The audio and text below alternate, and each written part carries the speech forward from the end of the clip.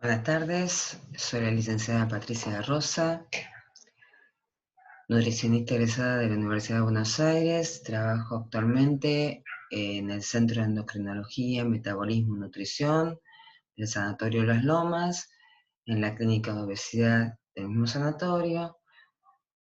Formo parte de un equipo interdisciplinario de cirugía bariátrica y soy fundadora de Nusiva Nutricionistas en Cirugía Bariátrica.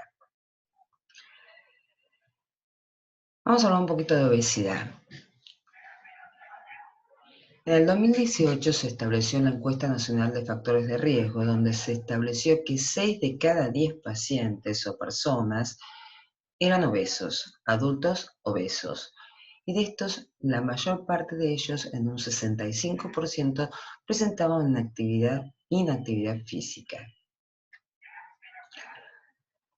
La obesidad también se determinó como una enfermedad crónica no transmisible. Esta enfermedad crónica genera enfermedades como la hipertensión, la diabetes, cáncer, los trastornos cardiovasculares y las apneas obstructivas de sueño. Pero también tenemos herramientas para trabajar sobre ella. Herramientas nutricionales, farmacológicas, tratamientos cognitivos conductuales, actividad física y cirugía bariátrica. Vamos a ver un poquito de esto de las dietas. Hemos pasado durante muchísimos años conociendo diferentes nombres de dietas, diferentes tipos de dietas, algunas que se les daba alguna nutriente más, otros menos, pero vivimos invadidos y estamos permanentemente buscando una dieta nueva. Ahora, la realidad, ¿qué es dieta? La palabra dieta o diaita es el control de hábitos de vida en general. No se establece como solamente un hábito de alimentación o de restricción o de exceso. No es solamente la alimentación, es un orden de vida en general. Ya por el 1900 a.C. se encontraron papiros egipcios donde había párrafos muy interesantes, ¿no? Un vaso de agua calma la sed. O sea, podemos tener menos hambre tomando líquido. Un puñado de vegetales fortalece el corazón. Recomendaciones cardiovasculares. Come o toma una sola cosa en lugar de manjares. Saborea la comida y no comas de todo. Un pequeño pedazo de todo, un trozo de alimento en lugar de uno grande. Fraccionamiento. Y un poquito más, hablando de historia, ya Hipócrates hablaba de que el alimento era la medicina.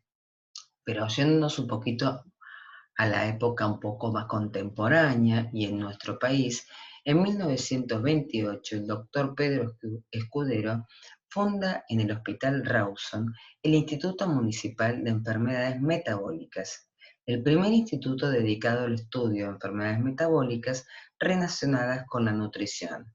Allí se impone por primera vez o se administra por primera vez la insulina para la diabetes. Pero aparte de esto y aparte de fundar la Escuela de Nutrición, el doctor Escudero establece una pauta que al día de hoy forma parte o debería formar parte del tipo de alimentación de una persona. Las leyes de alimentación.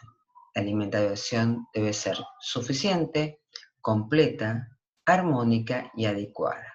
¿Y qué es esto? Que una alimentación sea suficiente es que cubra todas las exigencias calóricas que el requerimiento del organismo tiene. No realizar dietas extremadamente restrictivas, sino lograr un balance energético, no un desbalance para descender de peso. Que sea completa, que tenga todos los macro y micronutrientes. No hay dietas que excluyan al 100% ninguna alimentación, ningún macronutriente que sean saludables. Que sea armónica, que los principios nutritivos, o sea, los 3 principios macronutrientes, hidratos de carbono, proteínas y grasas, tengan un equilibrio acorde a la salud del individuo y que sea adecuada al individuo, a la disponibilidad del individuo y fundamentalmente a las enfermedades o necesidades que este individuo tenga. Por otra parte, el Obesity Society en el 2015 y mucho antes también preestableció que había factores que contribuían a esta reserva energética que se transformaría en grasa. Esos factores iban a ser internos de la persona o que podían estar por fuera de la persona. Estos factores podían ser desde los factores ambientales que generan la imposibilidad del individuo a realizar una actividad física, temperaturas, sedentarismo por actividades de trabajo, relación entre la posibilidad de que pueda realizar una actividad física en medio de una rutina de diaria, a factores biológicos, factores que pueden ser inflamatorios, enfermedades inflamatorias o crónicas, diabetes, hipertensión, factores endocrinos, factores maternales que pueden ir desde el interno de la persona, desde la diabetes gestacional, a situación ya fuera del individuo, fuera de la mujer, en donde podían ser problemas de trabajo de la mujer, tiempo de lactancia, si la mujer ha estado en un embarazo con alto peso, si el bebé ha nacido con un alto peso también en el momento del nacimiento, perdón, y una serie de factores más en relación al contacto con la madre. También factores económicos, no menores, los factores económicos y sociales, que vamos a incluir ambos en la misma descripción, pueden ser desde la situación económica que pueda padecer una familia, una persona para adquirir sus alimentos, como también factores sociales que pueden ser situaciones de estrés, a veces discrepancias familiares, problemas emocionales, problemas que haya conflictos sociales, una serie de factores que tienen mucho que ver con lo que llamamos psicosocial del individuo. Esos factores que a veces parecen que no tienen mucha importancia y son en muchísimas características detonantes de esta situación. Luego también, evidentemente, la industria alimentaria que lo que favorece es la adquisición de productos mucho más manufacturados, con agregados de un montón de químicos que lo que hacen es que ese alimento se genere mucho más sabroso y que la persona esté consumiendo de manera más excesiva. Y los factores psicosociales, como les decía antes, y psicológicos propios del paciente. Por lo cual, la obesidad tiene una multicausalidad. Y hemos nombrado algunos, porque evidentemente hoy podemos saber que hay muchísimos factores que influyen también en el aumento de peso de una persona. Al ser multicausal y tener como base factores genéticos, sociales, de actividad física, ambientales, psicológicos y hormonales, son factores que requieren, o son una enfermedad que requiere una interdisciplina. Nosotros sabemos que ningún paciente obeso elige la enfermedad, sino que es una enfermedad que se va produciendo por esta multicausalidad. Entonces, la única manera que tenemos para tratarlo es con la interdisciplina. Pero también esta obesidad tenemos que entenderla desde la parte fuera del individuo, sino que porque trae también complicaciones desde la parte médica, complicaciones sociales, económicas, psicológicas y laborales. O sea que nos podemos dar cuenta que el ente obesidad es un ente mucho más complejo que un ingreso y egreso nada más de calorías. Desde el área nutricional vamos a abordar cómo podríamos ayudar a tratarlos. Realizar una evaluación, una historia clínica, una anamnesis, una antropometría y un laboratorio. Vamos a desarrollar cada uno. La historia clínica del paciente va a tener que ser lo suficientemente amplia para conocer las causas de este aumento de peso o de esta reganancia de peso.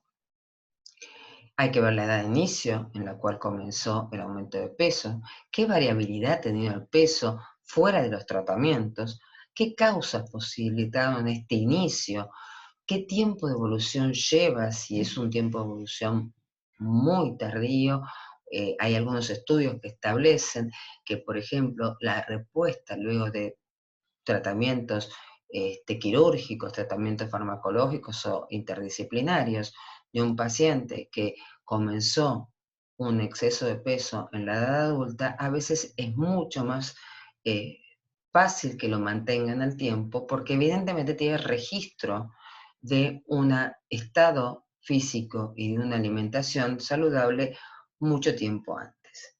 Los tratamientos previos, qué dietas realizado, si han sido dietas automonitoreadas, personalizadas o guiadas por un profesional, programas interdisciplinarios, programas ambulatorios, grupales, con tratamiento psicológico, la historia personal, o sea, el estado socioeconómico del paciente, cómo es el entorno familiar, en todo aspecto, o sea, desde el punto de vista laboral, familiar, psicológico, familiar, antecedentes hereditarios, enfermedades asociadas que pueda tener no solamente el paciente, sino la familia del paciente, la genética de enfermedades, por ejemplo, cardiovasculares, endócrinas, musculoesqueléticas, respiratorias, gastrointestinales, genitourinarias o neurológicas. Con respecto a la anamnesis que le vamos a realizar, lo primero que seguramente le vamos a preguntar es un recordatorio de 24 horas. A veces está un poco viciado este recordatorio porque evidentemente, y lo vamos a ver un poco más adelante, una de las falencias que tiene un paciente con obesidad es lo cognitivo, es en darse cuenta de lo que realiza. Entonces muchas veces podemos utilizar una semana de recordatorio, de registro, para poder identificar mejor sus pautas alimentarias. Detectar estos hábitos, a ver si este paciente es un picoteador, un big eater, un sweet eater o un binge eater. Y establecer si este paciente está transitando o transitó algún trastorno de conducta alimentaria. Y si fuese que transitó un trastorno de conducta alimentaria, ver en qué situación se encuentra ese trastorno y cómo fue tratado. Desde el punto de vista de mediciones antropométricas, las conocidas, peso, talla, índice de masa corporal, diámetro sagital, circunferencia de cintura, circunferencia de cuello y porcentaje de grasa corporal. Y me detengo en este porque creo que está muy ahora conociéndose la diferencia entre lo que es el porcentaje de la grasa corporal que se puede medir por tecnología, como una densitometría con medición de composición corporal total o una bioimpedancia, en relación a un cálculo numérico de un índice de masa corporal. Con lo cual, si uno tuviese que dar una pauta alimentaria, evidentemente esta pauta alimentaria va a estar relacionada a una base, a una guía práctica que uno va a tener. En cada país tiene una guía de alimentación, yo diría autóctona en relación, y que casualmente considero que está en pleno cambio y dinamismo permanentemente. En muchos momentos las gráficas alimentarias mejoraban o recomendaban el consumo excesivo, en base a lo que se hace ahora, de alimentos como harinas, sin hablar de harinas refinadas. Hoy hablamos de harinas integrales, hablamos del consumo mucho mayor de verduras y frutas, y se incluye en las recomendaciones la actividad física, el consumo de sal y el consumo de agua. O sea, se hacen recomendaciones higiénico-dietéticas, o sea, nutricionales y de higiene física, por ejemplo, seríamos. Con respecto al tratamiento motivacional, el tratamiento cognitivo-conductual, es un tratamiento que también realizamos conjuntamente con los psicólogos, pero lo realizamos desde el área nutricional. Y lo que hay que identificar acá son los diferentes patrones de conducta alimentaria del individuo, identificar cuáles son los estímulos del medio, identificar cuáles son los causales que le dan estas conductas excesivas, enseñarlos a canalizar por otras vías estas conductas excesivas, primero a determinarlas, a ver cuáles son los detonantes, aprender a reconocer una escala de hambre y de saciedad, determinar qué herramientas de satisfacción tienen aparte de los alimentos. Si no la tienen, hay que lograr que el paciente comience a buscarlas y enseñar el manejo de recaídas. ¿Qué es esto de las recaídas? Bueno, nosotros trabajamos mucho, en lo personal trabajo mucho con los gráficos motivacionales de Prochaska y Clemente. Esto es un gráfico motivacional que no está exclusivamente hecho para los pacientes que tienen o padecen obesidad, sino para cualquier tratamiento de adicciones y demás que se utiliza. Generalmente el paciente hay que determinar en qué situación acude al consultorio para poder establecer de qué manera vamos a iniciar el tratamiento. El paciente por lo general, cuando recae o cuando viene el tratamiento, reganó peso o recae en el tratamiento, es muy probable que pasen a un momento en donde está precontemplando la situación, es decir, ve la situación, pero todavía no está en idea de cambio, no está pensando en cambiar. Hasta que pasa un tiempo que lo va a delimitar únicamente esta maduración de la problemática de parte del paciente, en donde vamos a trabajar la contemplación. Es donde ya el paciente se da cuenta que el problema existe, pero todavía no está totalmente preparado para generar una acción frente a este problema. Luego pasa a un proceso de preparación, o sea, ya lo está pensando, está tratando de comenzar a tener una acción, pero no totalmente. Luego está el proceso de acción, es donde ya comienza a realizar los cambios de hábito. Evidentemente, los pacientes nos van a estar cayendo dentro de la contemplación a la acción. Es muy probable que lamentablemente en la precontemplación el paciente no nos consulte y esto es una de las cosas que genera la mayor posibilidad de obesidad. ¿Por qué? Porque de los pacientes que nos consultan, seguramente el 70% genera obesidad.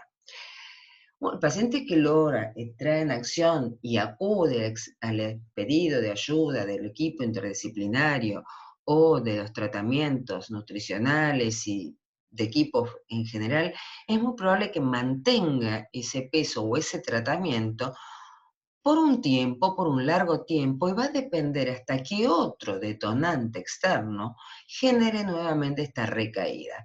Y es muy probable que no vuelva a iniciar toda la vuelta desde la precontemplación.